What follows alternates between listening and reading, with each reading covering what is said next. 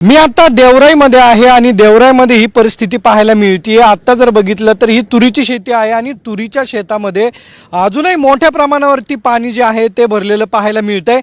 पिकाचं मोठं नुकसान झालेलं आहे आणि पाणी जे आहे ते कमी होताना पाहायला मिळत नाहीये। आता जर बघितलं तर 3 ते 4 फूट पाणी जे आहे ते अजूनही या शेतामध्ये आपल्यावर शेतकरी आहेत 3 ते 4 फूट पाणी आहे। हां, मी हनुमंत पालवे देवराई।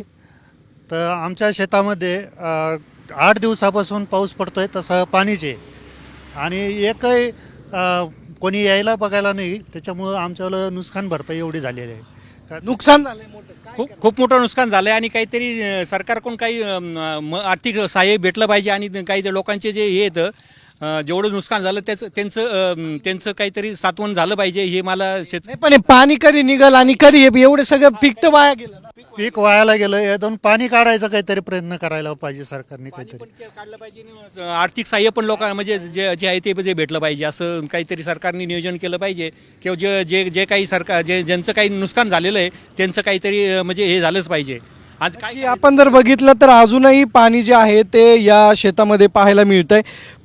3 ते 4 फूट पाणी आहे आणि हे पाणी पूर्ण शेतातून निघून जाण्यासाठी अजून 2 ते 3 दिवस नक्कीच लागणार आहेत। त्यामुळं शेतीचं मोठं नुकसान जे आहे ते झालेलं आहे। वर्षभराची कमाई जी आहे ती एका पिकामधून निघत असते, मात्र सगळं वाया गेलं। मला नाही बोलते काय पण वाया गेलं ना, काय नुकसान झालं याच्या पूर्वी बघितलं? आमच्या ज्या तुरी आहेत ना बंधूच्या संपूर्ण पाण्यामध्ये आहेत। 5 फूट 4 फूट पाणी आहे, पाणी निघायला जागा सुद्धा नाही इथं, कारण रस्ता उंच झाला आहे आणि पुढं जायला पाणी निघायला नळ्याची किंवा काहीतरी जास्त असल्यामुळं तिकडून पाणी आणि पुढं जे काय झालेलं आहे, पुढं अतिक्रमण झालेलं आहे आणि तू जे नळे आहेत त्या पाणी निघायसाठी जो वडा आहे वडाच बंद झालेला आहे।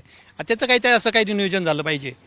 नक्की आपण जर बघितलं तर ही परिस्थिती जी आहे ती सध्या देवराईमध्ये आपल्याला पाहायला मिळते। त्यामुळं जोपर्यंत पाणी कमी होणार नाही तोपर्यंत या पिकाला दिलासा मिळणार नाही आणि पाणी जरी कमी झालं तरी तुरीला पीक किती येईल हे याचा अंदाज जो आहे तो शेतकऱ्यांना येत नाही आहे। कॅमेरामन किरण काजळे सागावड, साम टीव्ही, देवराई। आता isakal.com आहे देशातील नंबर 1 ची मराठी न्यूज वेबसाईट। प्रत्येक अपडेटसाठी isakal.com ला नक्की भेट द्या।